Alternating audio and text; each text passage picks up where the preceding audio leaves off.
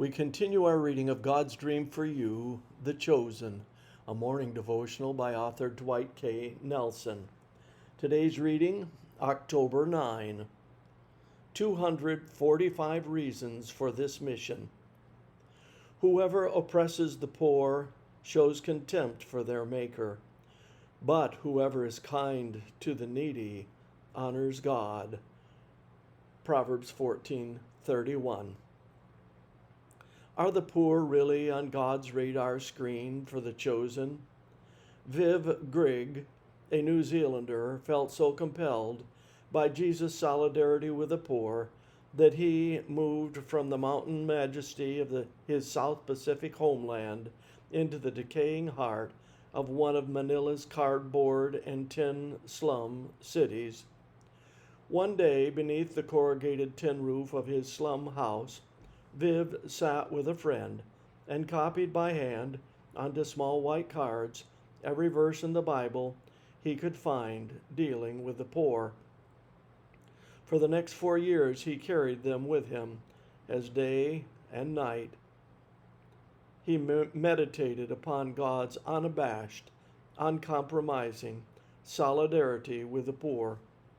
In the English scriptures, Viv Grigg identified 245 references to the poor, the needy, and poverty. Here are just a handful. Quote, I rescued the poor who cried for help, and the fatherless who had none to assist him. The man who was dying blessed me. I made the widow's heart sing. Job 29:12 and 13. Quote, Have I not wept for those in trouble? Has not my soul grieved for the poor? Job 30:24. There will always be poor people in the land. Therefore I command you to be open-handed toward your brothers and toward the poor and needy in your land. Deuteronomy 15:11. When you give to the poor, it is like lending to the Lord, and the Lord will pay you back. Proverbs 19:17.